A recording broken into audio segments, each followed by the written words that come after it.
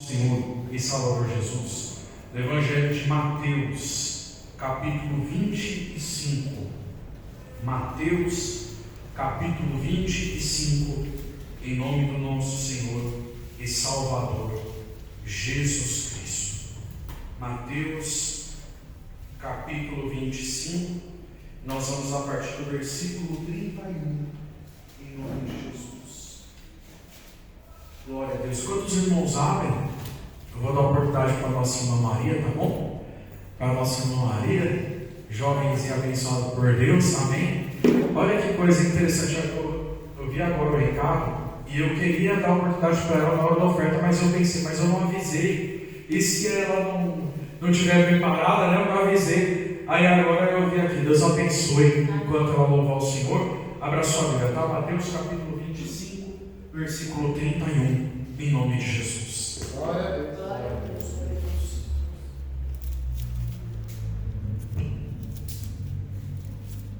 Salve a igreja com a paz do Senhor. Amém.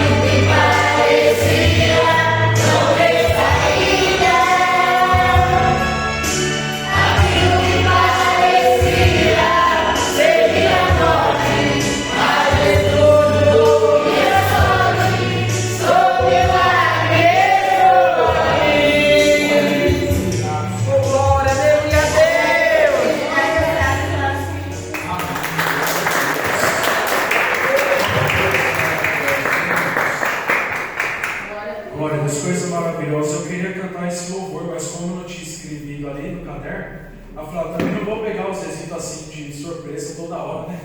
Porque às vezes a gente marca ali, e aí chega aqui na frente, às vezes eu sinto de cantar outro, aí às vezes nem aviso o êxito, aí o êxito vai lá rapidinho, encontra lá. Eu falo, não vou fazer isso com os êxitos agora não. Mas aí ela vê que eu estou exatamente, você vê que o Espírito Santo dirige a igreja, amém? Eu quero agradecer a Deus pelo livramento que Ele deu para minha mãe. Todo dia eu peço para que Deus multiplique os anos de vida da minha mãe, sempre com alegria, saúde e paz. Todo dia eu levo ela no serviço dela, ela não vê, mas quando ela desce no carro, eu sempre oro por ela. Amém? Ó Deus, abençoe o dia dela, dê muita paz, multiplique os anos de vida dela, sempre com alegria, saúde e paz, com a mente boa, com alegria, com saúde. Amém? Então ore pelas pessoas que você ama, para que Deus dê a ela sempre aumentos de vida. Amém? Graças a Deus. Mateus capítulo 25, vamos ficar em pé, em nome de Jesus. Eu vou ler o versículo 31, a igreja leu o 32 e nós vamos até o 46.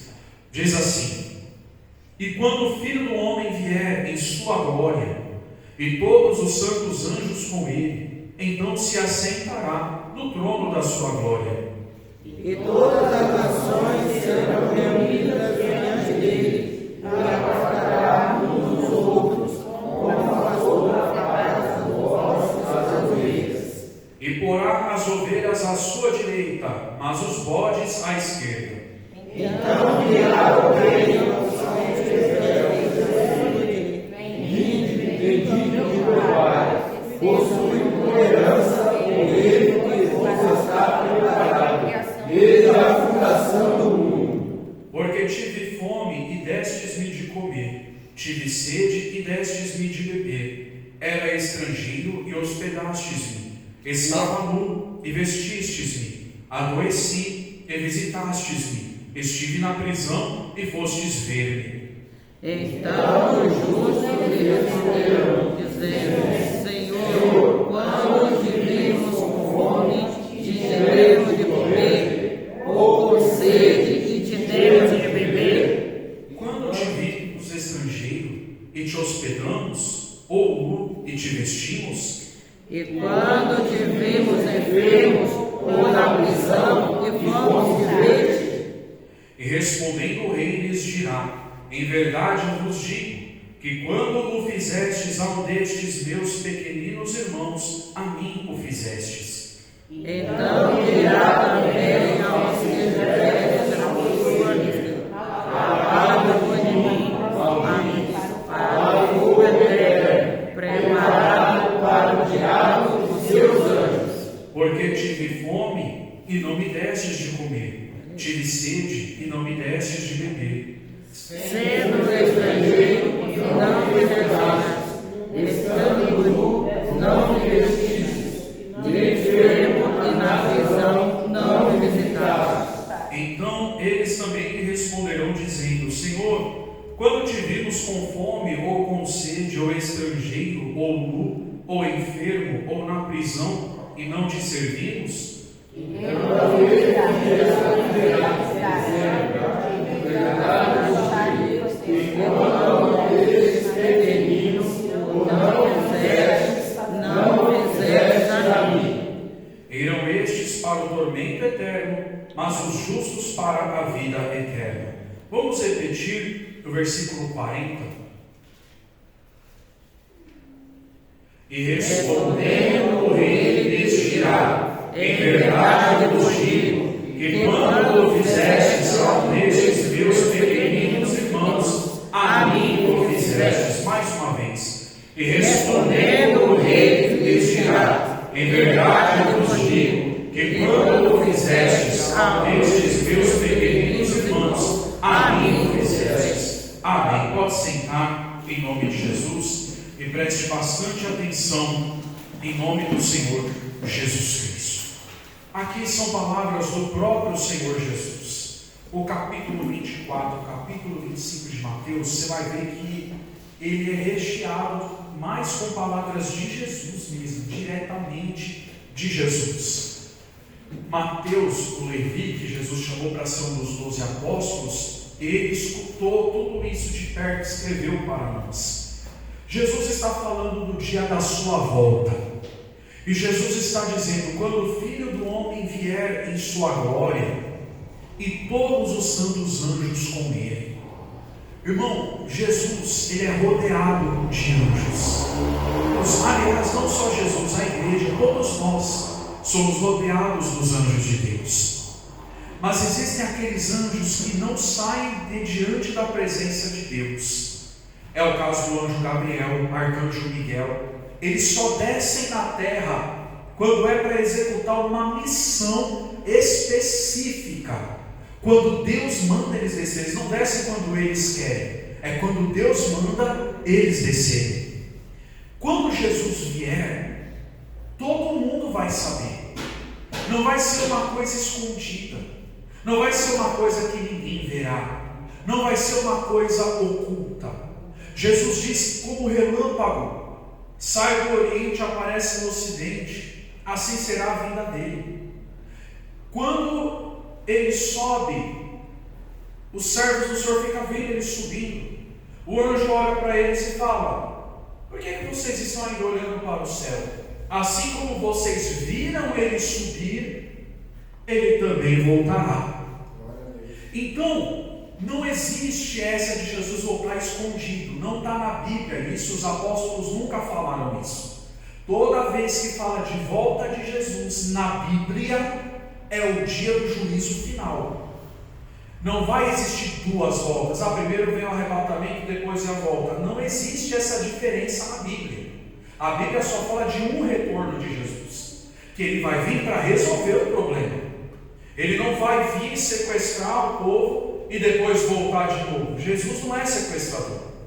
Quando ele vir, vai ser para julgar. Quer ver só? Zezito, eu não sei se o programa permite fazer essa filtragem, mas se não permitir, você pode ver no Google. Você só coloca assim: na ressurreição do último dia, e você vai ver quantos versículos vai aparecer que Jesus fala: aquele que crê em mim não verá a morte, mas eu ressuscitarei no último dia. Que último dia é esse? Se a Bíblia também fala que o mundo não vai acabar, que último dia que é esse? É o último dia daquela chance que Deus dá para que o ímpio se converta do seu mau caminho. É o último dia em que haverá, entre aspas, o mal sobre o mundo. É o último dia antes do juízo final. Porque quando Jesus volta, o mesmo dia que ele volta, é o mesmo dia do juízo final. Esta é a doutrina que está na Bíblia, esta é a doutrina que os apóstolos pregaram, esta é a doutrina que Jesus pregou. Quem entendeu, diga amém. Amém. Pastor, então, o que eu vi no filme, até a mulher que estava grávida, o bebê sumiu da barriga. São filmes baseados em histórias que as pessoas interpretam usando textos da Bíblia, mas fora do contexto da Bíblia. Porque na Bíblia não tem um versículo sequer que fala que bebê vai desaparecer da barriga de ninguém. Na Bíblia não fala de pessoas que vão sumir. Tem até louvores que cantam isso, dizendo que o povo vai desaparecer. Igrejas grandes que falam muito em breve, vai ser uma notícia que o povo desapareceu. Este é um louvor que não é bíblico. É um louvor baseado no pensamento de alguém que acha ou que ouviu falar que isso vai acontecer. Mas a Bíblia nos garante que não acontecerá isso. A Bíblia nos garante que a vinda de Jesus Cristo será vista. O apóstolo não. O próprio Evangelho fala assim, que todos o verão, até mesmo aqueles que o traspassaram, o verão no dia da sua volta. Então, pare de assistir esses filmes, pare de assistir esses seriados e comece a ler a Bíblia. Comece a ler o que os apóstolos falaram, comece a ler o que Jesus falou, porque ele mandou pregar o Evangelho. Se o filme for bíblico, maravilha. Aí alguém vai dizer: mas pastor, eu cresci ouvindo isso. Tudo bem, você pode ter crescido ouvindo isso, e graças a Deus que agora você chegou num lugar que você está ouvindo a verdade, para tirar o medo do teu coração.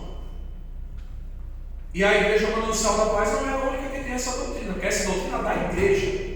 Todo pastor que chegar aqui, ele vai ter que concordar com essa doutrina. É a doutrina da igreja, essa questão. E aí o que acontece? A Igreja Presbiteriana tem a mesma doutrina. A Igreja Luterana tem a mesma doutrina. A igreja ortodoxa, que é a igreja mais antiga do mundo, que vem desde a época dos apóstolos, tem a mesma doutrina.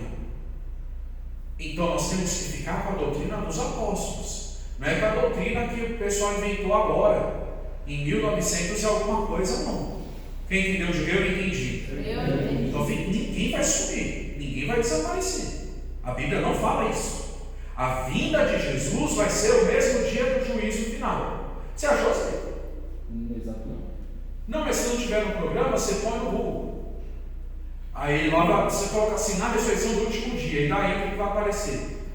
Na verdade, o Gemini agora está integrado com o Google. Então, se você fazer uma pergunta, o Gemini meio que vai tentar te dar a relação. Se você colocar assim, me cite os versículos que falam na ressurreição do último dia, você não vê Jesus falando de duas datas. Aí, como não tem base bíblica, o que as pessoas fazem? Elas dividem a vinda de Jesus em duas. Primeiro Jesus vem, sobe um monte de gente. Aí depois Jesus volta. Não tem isso na Bíblia, não. A volta de Jesus é uma só. Amém? Voltando para cá. E diz que quando Jesus voltar em sua glória, e todos os anjos com ele, então se assentará no trono da sua glória. Agora eu quero ver quem é bom de Bíblia. Onde Jesus está sentado hoje? Terceiro céu. Não, mas que trono que ele está? Ele está em um trono, mas qual é o trono que ele está? Deus. Exatamente. Está lá em Apocalipse. Que quando Jesus sobe, ele se assenta no trono do seu Pai. É como se eu tivesse um banco aqui e eu falasse para minha filha, senta aqui, filha, do meu lado. Então Jesus está lá. Mas quando ele volta, está escrito que o trono dele vai ser na terra, que o reinado dele não terá fim. Lembra que está escrito que não precisará mais de lâmpadas fictícias, porque a luz será o Cordeiro, e o próprio Deus habitará com eles aqui. Então, o que acontece? Que quando Jesus vem, ele vai se sentar no trono dele aqui, aquele trono que fala lá no começo de Mateus, lá no início dos Evangelhos, que diz que o reino dele não terá fim. Amém? Achou assim? Sim. Disse-lhe Marta, eu sei que há de ressuscitar na ressurreição do último Dia. Tem mais, quer dizer? Não, tem mais versículos. Não, peraí. Então deixa eu recorrer aqui para o meu, uma inteligência artificial no meu serviço aqui. Em nome do Senhor Jesus. Por favor, me cite todos os versículos na Bíblia em que Jesus fala que vai haver a ressurreição do último dia. Então, voltando aqui. Então o que acontece, irmãos? Que o nosso Senhor Jesus Cristo, abre aí, Zezinho, João 6,39. Eu tenho que mostrar na Bíblia, porque já tem irmão me chamando de herege. E a vontade do Pai que me enviou é esta: que nenhum de todos aqueles que me deu eu perco, mas que eu ressuscite quando? No último dia. Próximo versículo mesmo, 40. Porquanto a vontade daquele que me enviou é essa: que todo aquele que vê o Filho e crê nele tem a vida eterna, e eu ressuscitarei no último dia. Versículo 44, daí mesmo. Ninguém pode vir ao Pai se o Pai que me enviou não trouxer, e eu ressuscitarei quando? No último dia. Agora vai para o versículo 54. Quem come a minha carne e bebe o meu sangue tem a vida eterna, e eu ressuscitarei quando? No último dia. Agora, Zezinho, vamos lá no capítulo de João, capítulo 5, versículo... não, perdão, eu já estou errado. É João capítulo 11, versículo... O que você leu agora, né? Eu sei que há de ressuscitar na ressurreição do último dia. Enfim, tem outros versículos aqui que eu não vou ler todos, porque eu acho que tanto que a gente já leu já é o suficiente. Se tivesse escrito uma vez só, já era o suficiente. Amém? Então aqui em Mateus também vai falar nisso, então está ótimo. Então quando ele vir, ele vai se assentar no trono da sua glória, porque Jesus é rei. Amém? Jesus vem e vai se assentar no seu trono. Olha o que vai acontecer na vida dele. Todas as nações serão reunidas diante dele. Todas as nações. Japão, Estados Unidos, Brasil, Bolívia, todas as nações serão juntas na frente de Jesus. Todos os países, todas as raças, todo mundo, japonês, boliviano, preto, branco, todo mundo, irmão, vai aparecer diante de Jesus. no dia da vinda dele. Eu estou falando para vocês que a vinda de Jesus é o mesmo dia do juízo final. E aí diz que porá as ovelhas à direita, mas os bodes à esquerda. Aqui é onde o pessoal que fala que pessoas vão sumir se perde. Que é onde fala que um será deixado no campo, o outro será deixado na cidade, o outro será levado. Mas não fala que vai sumir, fala que será separado. Ou seja, vai separar de um para o outro lado. Então, de um lado do trono vai estar os salvos, os justos, e do outro lado vai estar aqueles que só fizeram maldade no mundo. E o que vai acontecer, pastor? Aí Jesus diz que dirá os que estiverem à sua direita: vinde benditos de meu Pai, possuem por herança o reino. Herança é uma coisa que você constrói? Não. É uma coisa que você recebe. Então o que acontece, mãe? Se é uma herança, essa herança geralmente passa de pai para filho. Então quando Jesus fala possua a herança, ele está querendo dizer: isso aqui foi o Pai que preparou para você. Então ele diz: tome posse, que isso está preparado desde a fundação do mundo. Uma coisa que poucas pessoas sabem: onde está o jardim do Éden hoje? Nossa, que silêncio!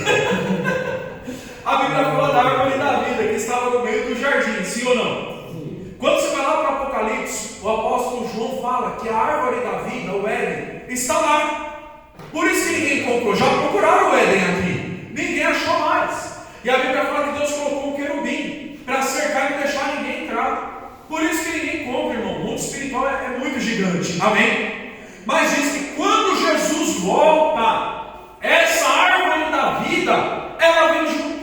Ou seja, o Éden que foi preparado para nós desde a fundação do mundo, ele nos trará novamente no dia da sua vinda. E a vontade dele, como nós já lemos nos versículos ali que o Zezito separou para nós lá de João, ele diz que a vontade de Deus é que todo aquele que nele crê entre nesse reino. Só que aqui está, é todo aquele que nele crê, que faz a vontade dele. E aí o que acontece? Voltando para cá. Aí Jesus fala: venha, entre na herança que está preparada desde a fundação do mundo. E ele explica o porquê: porque tive fome e me deste de comer, tive sede e me deste de beber, estive sem roupa, você me vestiu, estive doente, você me visitou. Irmão, você vê que Jesus fala aqui da definição hebraica do que é adoração. Quando a gente fala adorar, hoje eu vou adorar, quem já ouviu pessoas falar assim: ah, hoje eu vou adorar, Giovana, hoje eu vou adorar e vai ser muito, eu vou me soltar. Mas no hebraico, o conceito de adoração não é só palavras e canto, é vivência, é ação. Então quando Jesus fala: tive fome e me deste de comer, é exatamente o ato de adoração na visão judaica. E Jesus era o quê? Judeu.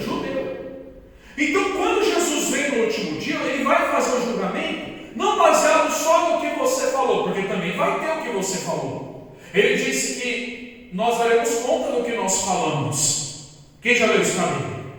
Que ele fala que a gente vai dar conta daquilo que a gente fala. Principalmente eu que sou pastor. Tudo que eu falei aqui, que gente não vai subir, que não sei o que, tudo isso eu vou ter que dar conta. Agora, quando chega no juízo, o peso que vai ter mesmo é o que você fez para o teu próximo. Você podia orar na igreja, orar 70 horas por dia, que nem dá como, né? O dia tem 24, eu estou usando uma hipérbole. 70 horas por dia de oração, mas você só faz mal para os outros, só deseja mal para os outros, rouba, adultera. Infelizmente, eu tenho que te falar, essa oração não está valendo nada. Mas eu jejuo, pastor. Mas pastor, eu sou pastor. Mas eu sou pastor, eu fui ungido a pastor. E daí, se você não vive a palavra, se você não pratica a caridade, não sou eu que estou falando, eu só estou te transmitindo o que significa a leitura que nós temos. O que Jesus vai falar para os que estão à esquerda? Apartai-vos de mim, porque tive fome e não me deste de comer. O outro lado existe, infelizmente eu tenho que te falar a verdade. Amém? Eu confesso para vocês, eu queria pregar em Eliseu. Eu queria pregar hoje uma passagem de Eliseu muito boa. Toda a palavra de Deus é boa, era a minha vontade. Mas chegou aqui, eu falei com Deus e Deus não deixou. Ele falou: não, Rodrigo, a palavra está em Mateus 25. O meu povo precisa saber da minha volta. O meu povo precisa acordar para a vida. Porque eles estão achando que me servir é um teatro. Está achando que é se apresentar. Irmão, não é se apresentar. E eu não sou contra a apresentação, não. A igreja é associada com a DNC. E a DNC, qual é a principal forma de ação deles? Teatro. O teatro. Eu não sou contra. Mas quando se apresentar se torna mais importante do que praticar a caridade, essa pessoa está indo por um caminho perigoso.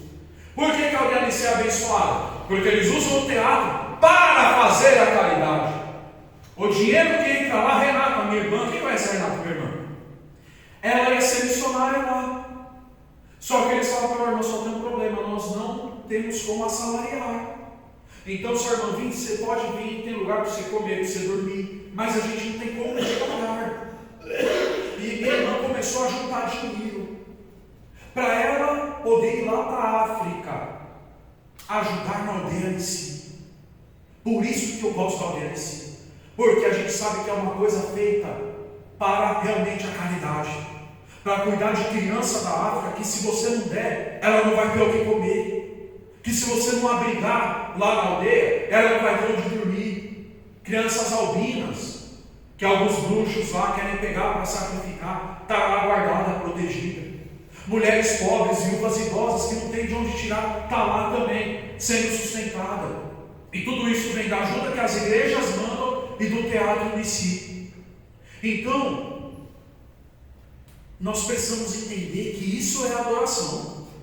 Por isso eu falo, quando você senta na tua casa para comer com a tua família, você está adorando a Deus.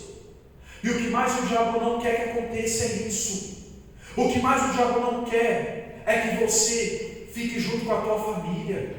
O que ele quer é que você saia da sua casa. O que ele quer é que você não volte. Mas Deus está falando para você: não abandone. Deus está dizendo para você: me adore na mesa da tua casa. Deus está dizendo para você: me adore na forma de esposa, seja uma boa esposa. Me adore como um bom marido, seja um bom marido. Me adore como um bom filho, seja um bom filho. Me adore como um bom pai, seja um bom pai. Porque isso também é um ato de adoração. Acontece que Jesus está dizendo para nós o que é a verdadeira adoração é isso. É você socorrer. O que o apóstolo Tiago fala? Que a verdadeira religião, se você quiser procurar aí para nós, que a verdadeira religião para com Deus é socorrer os órfãos, é socorrer as viúvas, é socorrer aqueles que não têm condição. Quem está entendendo? Diga: eu estou entendendo.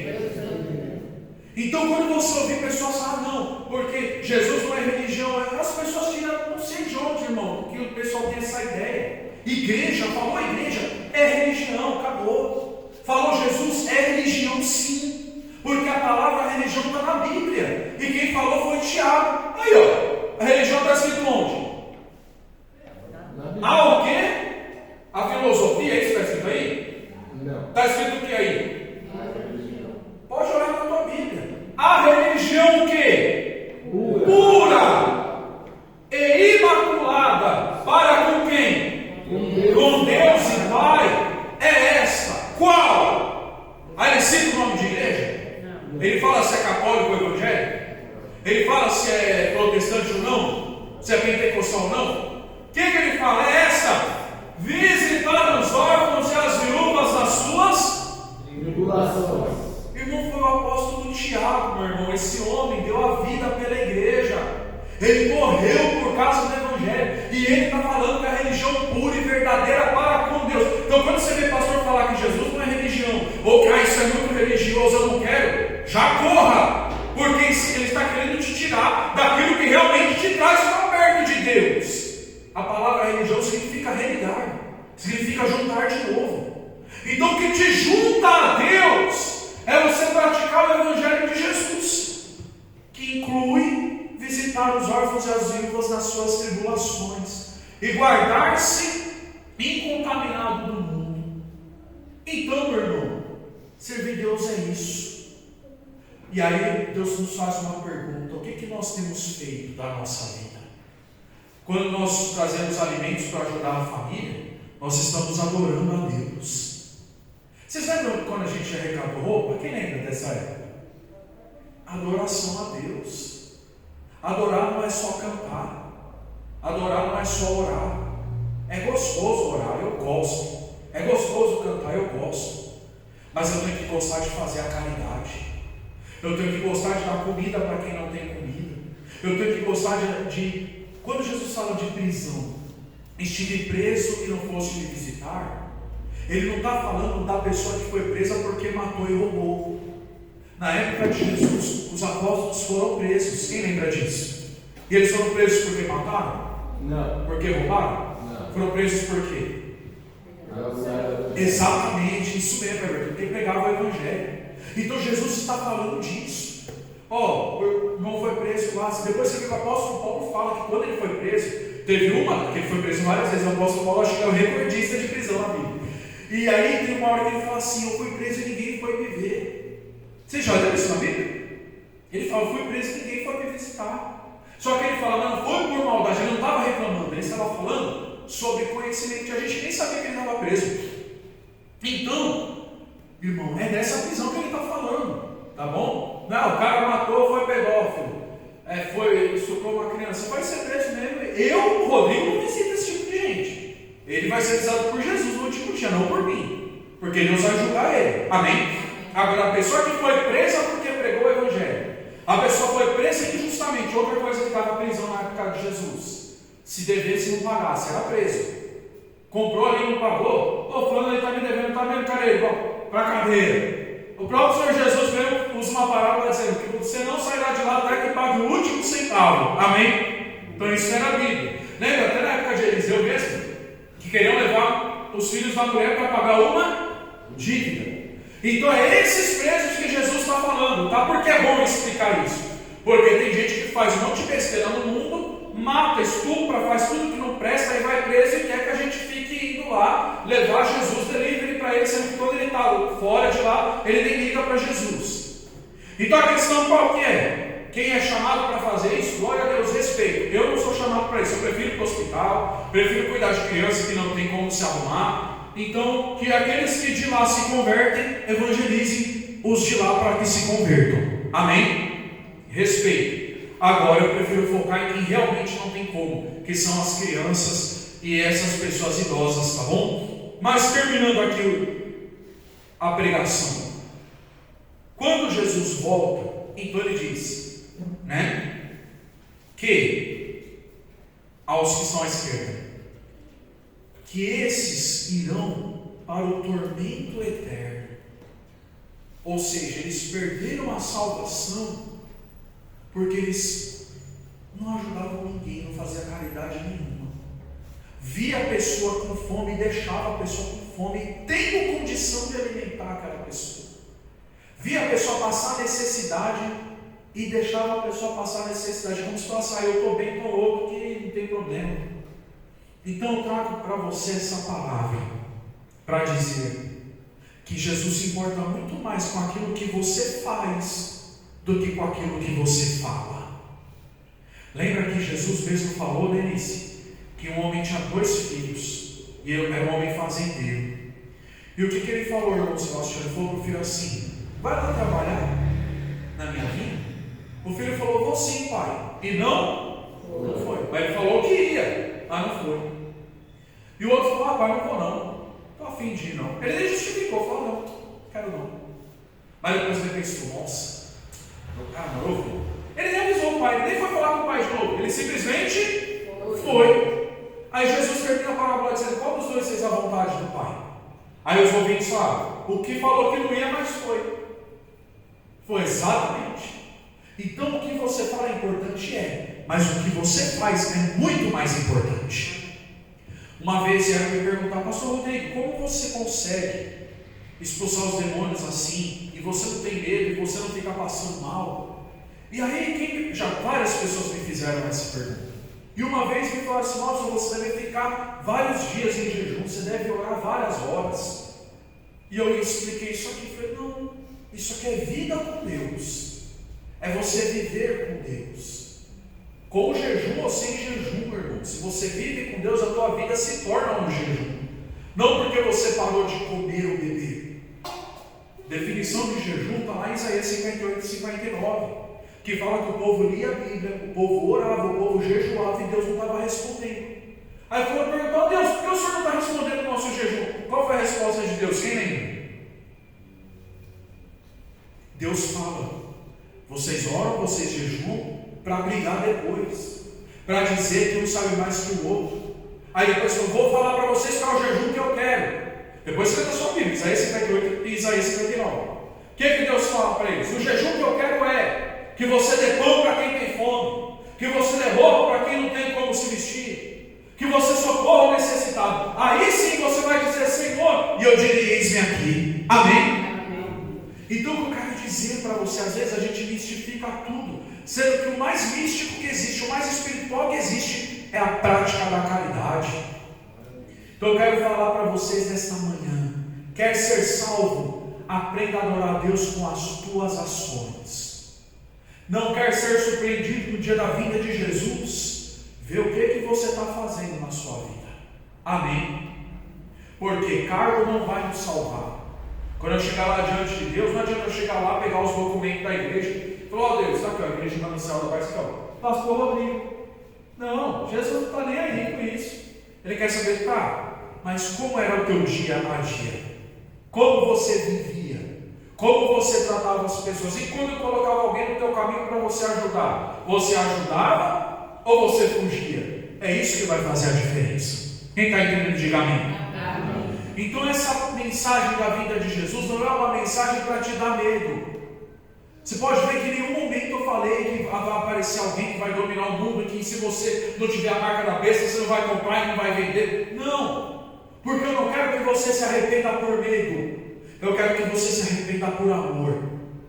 Eu quero que você consiga olhar no necessitado Jesus escondido ali dentro.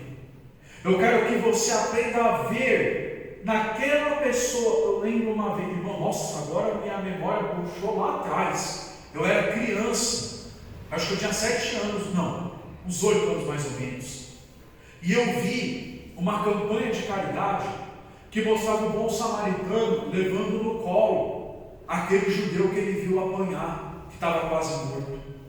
E o tema da campanha, a pergunta era: eras tu, Senhor? O apóstolo Paulo vai dizer que muitos hospedaram anjos dentro de casa sem saber que era anjo, porque a pessoa estava desterrada, não tinha onde ficar. E naquela época, naquela região até hoje, quando é frio de verdade, e quando é calor de verdade mesmo. Eu quero dizer para você, meu irmão, minha irmã, ser cristão é isso que está aqui. Por isso Jesus disse que o mandamento dele é leve e suave. Você compartilhar com aquele que não tem, que é o que nós fizemos aqui nessa manhã. Amém? E ainda dá tempo. Semana que vem é Santa Ceia, né? A gente sempre faz sexta na ceia. Mas quem puder trazer antes, quanto mais cedo a gente fizer, mais cedo a gente entrega para as famílias. Amém? Então eu quero falar para você: pregação da vida de Jesus não é para te deixar com medo, é para te deixar preparado, para quando ele vir, você está do lado direito e não do lado esquerdo. Amém? E te falo ainda mais: seria um dia de surpresa, viu? Vai ter gente que você vai achar que vai estar do lado direito e vai estar do lado esquerdo. E vai ter gente que você vai falar: nossa, que ele é certeza que vai estar do lado esquerdo. É certeza! E vai estar do lado direito, porque só Deus sabe quem é quem. Quando as câmeras não estão vendo, quando ninguém está vendo, só Deus sabe quem é quem. Quem entendeu, diga amém. Amém. Irmão, essa é uma pregação que Deus mandou eu pregar para vocês. Mateus 25, eu fiz aqui a vontade de Deus. Amém? Então vamos ficar em pé, já oramos pela família, já oramos por tudo. Vou terminar o culto orando pelos pedidos de oração, em nome do Senhor Jesus. Amém? Glória a Deus. Vamos orar ao nosso Senhor e Salvador Jesus Cristo. Senhor nosso Deus e Pai, obrigado por esta palavra. Foi uma palavra de ensinamento, foi uma palavra de instrução, não foi uma palavra de ameaça, foi uma palavra de preparação, nos ensinando que te adorar não é só falar, não é só cantar, é também. Mas uma vez o Senhor disse ao povo que me adora com os lábios, mas o coração está longe de mim. Mas o nosso coração, o Senhor quer estar perto do Senhor. E nós queremos ter esse coração e essa condição de praticar a caridade. Isso tem sido ensinado na tua casa, está ali, Senhor. Os alimentos que o teu povo trouxe para ser entregue para as famílias que estão precisando. Senhor, eu te peço que o Senhor mostre, que o Espírito Santo continue falando com cada coração, meu Pai. Em nome de Jesus, Senhor, há aqueles ainda que estão na dúvida sobre questão de arrebatamento ou não. Mas, Senhor, com arrebatamento ou sem arrebatamento, o Senhor vindo uma ou duas vezes, mesmo assim não importa. A caridade tem que ser feita, a preparação é a mesma. Seja do jeito que for, não importa se a pessoa acredita da forma que eu preguei aqui hoje ou não, isso é o de menos. O importante é a pessoa praticar o que o Senhor Jesus ensinou, que pegar aquela pessoa que tem fome e dar para ela de comer, aquela pessoa que não tem o que se vestir e dar para ela de vestir, a visitar a pessoa que está doente, enferma, a visitar a pessoa que não pode dar nada para ela, meu Pai. Independente de qualquer coisa, não importa, ser cristão é isso.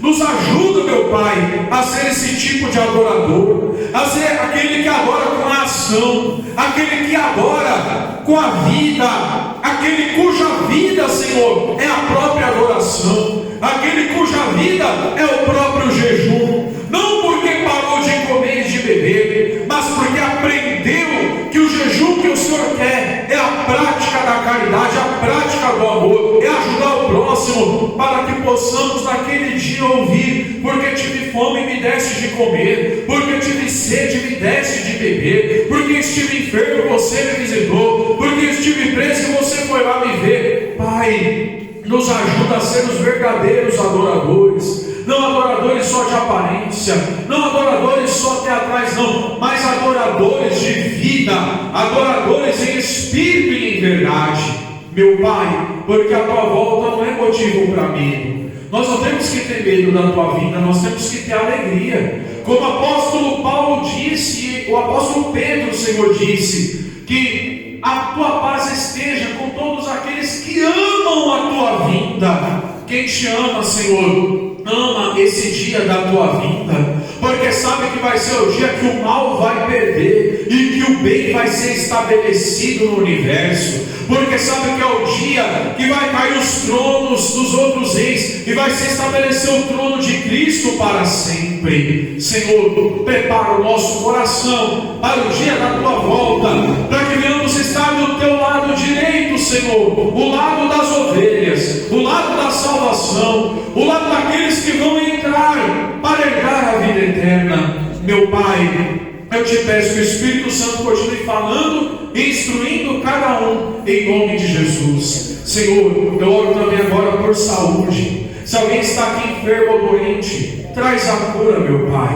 Traz a cura para essa pessoa, que essa enfermidade sumam. Obrigado, Senhor. Mais uma vez eu agradeço pelo livramento que o Senhor deu para minha mãe. Senhor, eu peço em nome de Jesus que a tua bênção, a tua paz esteja com cada um de nós. Nos dê uma semana de paz, uma semana de alegria, uma semana maravilhosa. Abençoa o culto de quarta-feira, o círculo de oração que está sendo maravilhoso, Senhor. Que o teu povo tem vindo, o Senhor tem feito coisas grandes. Abençoa o culto de sexta-feira também. Abençoa todos os cultos, Pai, esteja com cada um de nós. Senhor, eu oro por esses pedidos de oração. Cada pessoa que está com o nome escrito nesse caderno, cada pessoa que teve fé de escrever o nome dessas pessoas também. Senhor, traz a libertação, traz a cura, traz a salvação, quebrando o coração endurecido. Eu te peço que haja a tua bênção, a tua paz em cada um. Meu Pai, eu peço em nome de Jesus, não deixe nenhum de nós aqui enganado, Senhor. Se alguém está querendo enganar qualquer um de nós, tira a máscara, meu Pai. Nos mostra, nos prepara e nos mostra. Não deixa essa pessoa ser enganada, não. Não deixa, meu Pai, essa pessoa ser iludida, não. Pai, eu te peço em nome de Jesus, fica conosco. Tu és o nosso pastor. Apacenta a nossa alma, apacenta o nosso coração. Que seja semana de portas abertas, de céus abertos, de milagres de sinais e maravilhas.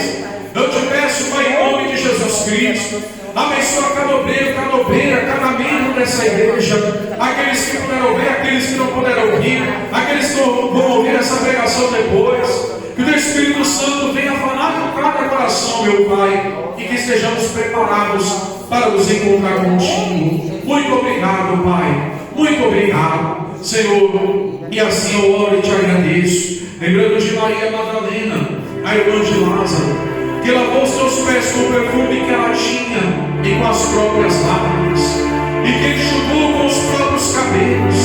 E o Senhor disse que onde fosse pregado o Evangelho, seria falado que ela fez para a lembrança dela.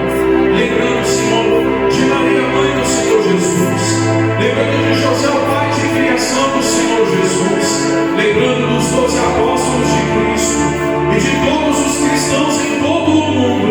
Nós encerramos este culto fazendo a oração que o Senhor nos ensinou.